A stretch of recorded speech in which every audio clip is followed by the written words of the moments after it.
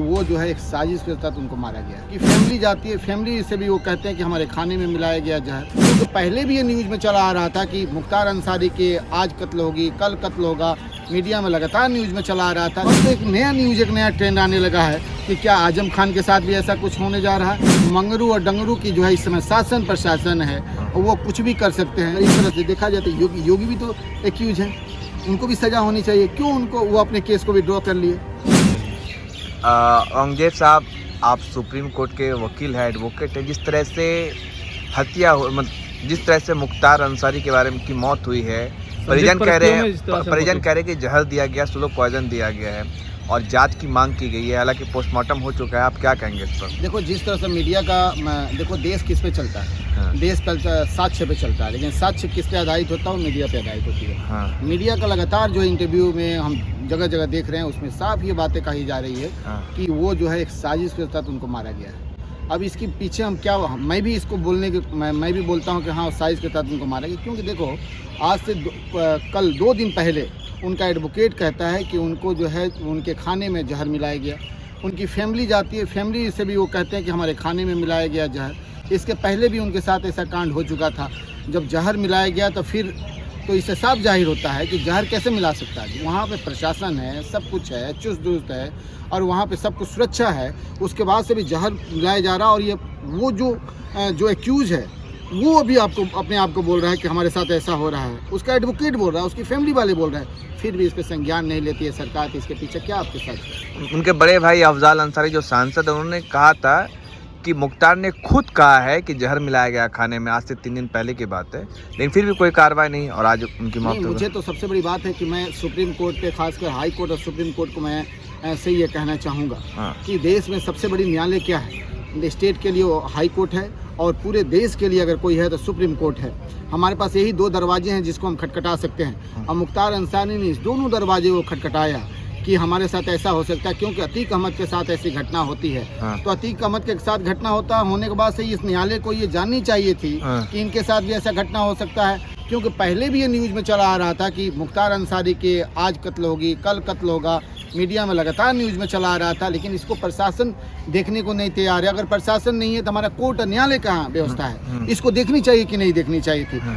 मैं एक एडवोकेट हूँ, मैं न्यायालय से और खासकर कानून व्यवस्था से ये पूछना चाहता हूँ कि जब ऐसी आवाज़ें उठाई गई और उसके बाद से मुख्तार अंसारी पंजाब में थे और उनका जो ट्रायल मैं देखता था 30 जारी में चलता था, तो उनको यहाँ से यूपी में ले जाने की क्या ज़रूरत थी? और उन्होंने कहा कि मेरी जान की खतरा है। तो उस कंडीशन में जो है हाई कोर्ट ने क्यों नहीं संज्ञान ली? और हाई कोर्ट अगर नहीं लेती है तो सुप्रीम कोर्ट क्यों बैठी है, उसने क्यों नहीं संज्ञान ली? मैं तो कहता हूँ कि इसमें अगर सबसे ज़्यादा कोई दोषी है तो ये न्यायालय दोषी है और न्यायालय को कटघरा में करना चाहिए। क्योंकि ये पार्टियां जो है, खासकर ये जो देख रहे हो पार्टी, लगातार आप देखो, सबसे पहले इसी रमज़ान में शहाबुद्दीन साहब का जो मौत होता है और इसी रमज़ान में अतीक अहमद का होता है और इसी रमज़ान में आप मुख्तार अंसारी का होता है। इनके लिए माफिया वही है जो इनके अगेंस्ट में है और इनके लिए अच्छा वही है जो इनके साथ में है। अब तो एक नया न्यूज़, एक नया ट्रेंड आने लगा है कि क्या आजम खान के साथ भी ऐसा कुछ होने जा रहा है? क्या आजम खान के साथ भी ऐसा कुछ होने जा रहा? तो ये मुझे लगता है कि लोगों के दिमाग में जो चीज़ें भूल जाती है हिंदू मुस्लिम एक फ़िरका परस्ती का, उसको फिर से रिन्यू करने के लिए ये काम किया जाता है कि उत्तर प्रदेश में और बाकी नॉर्थ इंडिया में इसे डिवाइड एंड रूल किया जा सके और उसके बाद वोट को अपने पास लाया जा सके। तो बेटे उमर अंसारी ने भी आरोप लगाया था कि उनके खाने में जहर दिया गया है। उनका जो कॉल है, आखिरी कॉल, जो आखिरी बातचीत हुई है, वो भी वायरल हो रहा है बड़ी तेज़ी से सोशल मीडिया पर कि मुख्तार अंसारी कह रहे हैं कि मेरा तबीयत सही नहीं, मैं बार बार बेहोश हो जा रहा हूँ, रोज़ा नहीं देख पा रहा हूँ। क्या देख रहे हैं आप? पोस्टमार्टम भी हुआ है लेकिन ऐसा कुछ मेरा ये मानना है कि अब सुप्रीम कोर्ट का, खासकर हाई कोर्ट पे भी हम विश्वास, कैसे कहें, हम एडवोकेट है, कहने में मुझे लज्जा लग रही है, लेकिन इस पे कोर्ट को, कानून व्यवस्था को, न्यायालय को इस पे संज्ञान में लेनी चाहिए और उनके जो सेरिब्रा है, बाकी जो भी चीज़ें हैं पार्टी बॉडी का पार्ट, उनको जो टेस्ट करानी चाहिए। और कहाँ टेस्ट होनी चाहिए? आउट ऑफ स्टेट होनी चाहिए।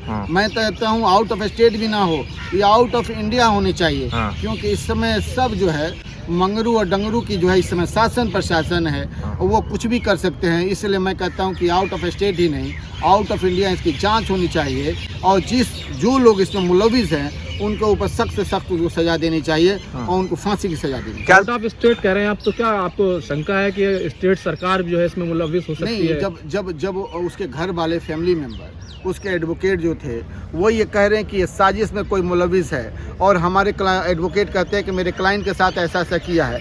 उसके घर वाले कहते हैं कि मेरी ब्रदर के साथ, मेरे फादर के साथ उमर कहता है कि ऐसा ऐसा किया गया है। जब उनके साथ इस तरह की घटना हो सकती है तो क्या स्टेट में अगर वो होगा तो स्टेट में भी हो सकता है कल लोग आवाज़ उठाएंगे कि भैया इसमें भी कोई साजिश किया गया, इसमें भी ऐसा ऐसा FSL रिपोर्ट आया, तो उसको आप बाहर में भेजो और उसमें जो है या सुप्रीम कोर्ट के निगरानी में उसका जो है उसका जो निरीक्षण हो और उसका जो है दूध का दूध पानी का पानी किया जाए, और उसके बाद इतनी सख्त सज़ा दी जाए जिससे कि आने वाला कल में कोई ऐसा इस तरह घटना ना हो सके। कुछ लोग जो है लिख रहे हैं कि भाई योगी बाबा ने जो मिट्टी में मिला दिया माफिया को, तो क्या मतलब अंदरूनी कुछ खेल हुआ है? मैं ये सब कहना चाहता हूँ, किसी के नाम नहीं लेता हूँ, जो खुद एक क्रिमिनल हो, जिसके ऊपर खुद इतनी सारी केसेज हो, उसको अगर आप कहते हो कि वो किसी को मिट्टी में पानी में मिला दे, तो मैं कहता हूँ कि अगर वो न्याय करना चाहता है, देखो मैं कहता हूँ कि अगर आप न्याय करना जानते हो और चाहते हो तो सबसे पहले अपने आप को प्रूफ करो कि आप जो दोषी नहीं है। अपने आप को प्रूफ करो कि आप सच हो। अगर आप वाकई में सच हो तो आपके पास राइट है, आप कर सकते हो। लेकिन मैं देख रहा हूँ कि वो प्रशासन और बाकी जो भी चीज़ें हैं वो खुद सही नहीं है, तो दूसरे के ऊपर क्या क्वेश्चन मार्क करेगा, क्या वो न्याय करेगा? यूपी में ऐसा बन गया था कि मुझे लग रहा था कि 35 से 40 सीटें से ज़्यादा बीजेपी नहीं ला सकती है। तो इस चीज़ को फिर से हिंदू मुस्लिम का इनके पास कोई और मुद्दा नहीं बन रहा था, क्योंकि पिछले बार में इन्होंने जो है वो पुलवामा किया, उरी किया, बाकी सब किया, तो वो जब मुद्दा तब था नहीं। अब ये मुद्दा इलेक्टोरल में फंस चुके थे, बाकी चीज़ों में फंस चुके थे, चुनाव वगैरह में सुप्रीम कोर्ट इनको घेर चुका था। इनको हिंदू मुस्लिम करना था और उसमें इन्होंने देश को बांटा, और उस बांटने के लिए इनके पास किसी का ऐसे इंसान का मर्डर करना जिसके बिहार पे चाहे कुछ करना जिससे कि जनता बढ़ जाए, उसमें मुख्तार अंसारी से बेहतर इनके पास कोई ऑप्शन नहीं था, जिसमें इन्होंने मुख्तार अंसारी के साथ ऐसा किया। ये मैं नहीं कहता, ये जो मीडिया कहती है, इसको जो लोगों की आम जनता की जो आवाज़ है उसको मैं आपके सामने तक पहुँचा। जांच की मांग की जा रही है। नहीं, जांच की मांग होनी चाहिए और इस पर जो मांग होनी चाहिए, और ये कहाँ होनी चाहिए, मैं कहता हूँ कि यूपी से बाहर होनी चाहिए। और मैं ये भी कहता हूँ यूपी से बाहर नहीं, कहीं और होनी चाहिए। अगर होना भी है तो साउथ में उसको भेज दो, जिससे कि उसका जो है जनता के अंदर एक विश्वास हो कि इसमें जो भी जनता जो भी होगी निष्पक्ष होगा, और इसमें जो भी जिसको सज़ा मिलेगी वो सही तरीके से सज़ा मिलेगी।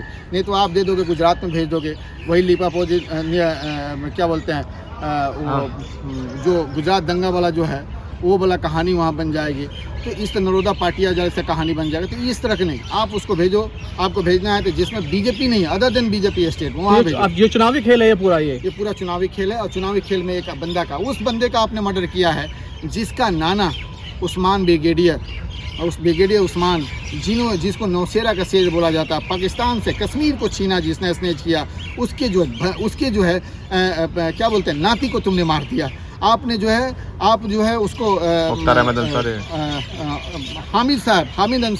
हामिद अंसारी के भतीजे को तुमने मार दिया। आपने हकीम अजमल खान जिसने इसका नींव रखा इस जामिया का, उस जामिया के नींव रखने वाले को जिसने देश की आज़ादी में पार्टिसिपेट किया, उसके जो है पोते को तुमने मार दिया।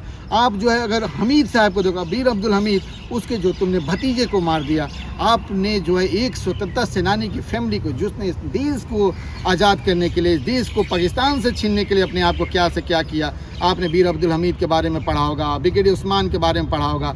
उस खानदान की फैमिली के एक बच्चे को आप मार देते हो, और उसको देखो एक्यूज कब हम बनते हैं, एक्यूज कब बनते हैं जब प्रूफ होता है। अभी तो प्रूफ ही नहीं हुआ, अभी तो केस चल रहा है, और हिंदुस्तान में आप जानते हो कि 20 साल तक केस चलता है। जब तक केस नहीं प्रूफ होता तब तक आप कैसे, अगर इस तरह से देखा जाए तो योगी भी तो एक्यूज हैं, उनको भी सज़ा होनी चाहिए। क्यों उनको वो अपने केस को विड्रॉ कर लिए? इससे देखा जाए तो और भी बाकी जो है ब्रिजभूषण है वो भी एक्यूज है। क्यों ऐसा उनके साथ हुआ? आपने केवल उसके क्या नाम है, जौनपुर का जो एक नेता है रंजय सिंह, उसको आपने डाल दिया और उसका केस को ओपन करके उसको एक्यूज बनाया, इसलिए कि वो जीतने के कंडीशन में था। तो जो इनके खिलाफ में है उसको ये चाहे जो भी हो, तो माफिया क्या है? ये कोई माफिया नहीं है। इनके लिए माफिया वही है जो इनके अगेंस्ट में है, और इनके लिए अच्छा वही है जो इनके साथ में है। चाहे वो अजीत पवार हो, चाहे वो बंगाल के जो संधू ये सब अधिकारी, हाँ शुभेंदु अधिकारी हो, चाहे हेमंता बिस्वा शर्मा हो, चाहे अभी जो है साउथ का जो है एक जो है बालू माफिया था और जनार्दन रेड्डी या समथिंग, वो इसमें शामिल हो। इस तरह के लोग जो भी हो, वो इनके जो सबसे साफ़ सुथरे हैं, क्योंकि इनके साबुन से क्लीन होकर बाहर निकल गए हैं। इनके लिए वो अच्छे हैं, वो माफिया नहीं है, और जो इनके अगेंस्ट है वो इनके माफिया, उनको ये कुचल देंगे, मार देंगे और कर देंगे। लेकिन सत्ता हमेशा बदलती है।